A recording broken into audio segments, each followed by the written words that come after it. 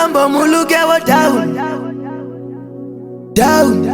Chandongo la jete kufamba ndake kupata mawoko Aya zikango daizo Steve King on the beat. Life young po Iwe mlerudo bandilo chemera Lainda kwanisa kumzizisa Zviri pakati pemoyo wako Ndakwanisa kuzvinatsa Zvinopeta ndopa ndazvipeta Ndingakutrite zviri romu Ndakwimbira so Pala tinokurwadza Chandela kukufadza Trite zviri romu Ndakwimbira so Pala tinokurwadza Ndola kuzvipedza Zvese zvitangi momotera Zvese zvitangi shungurudza As long as injilewe Apala ndonileta Ungoti Nakuwana zvangu Kushungurudzika kwangu kwese Kunopera nezvangu zvese Kana ndakuona machena Chandoda kuroda Chinge ndabhadhara ndoba ndanzi ndakura mufunge ndaita zvino Ndingakutrite zviri romu Ndakwimbira so Pala tinokurwadza Chandola kukufadza Trite zviri romu Ndakwimbira so Pala tinokurwadza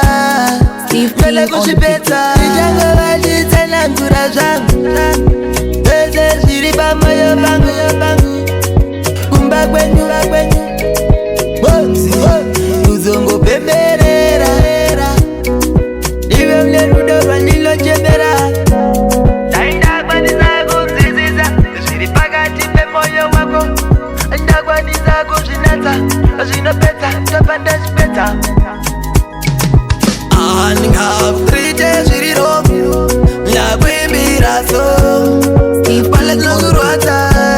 Chandola kukufadza Trite zviri romu Ndakwimbira so Pala tinokurwadza Ndola kuzvipedza Zvese zvitangi momotera Zvese zvitangi shungurudza As long as injilewe Apala ndonileta Kungoti Nakuwana zvangu Kushungurudzika kwangu kwese Kunopera nezvangu zvese Kana ndakuona machena Chandoda kuroda Chinge ndabhadhara ndoba ndanzi ndakura mufunge ndaita zvino Ndingakutrite zviri romu Ndakwimbira so Pala tinokurwadza Chandola kukufadza Trite zviri romu Ndakwimbira so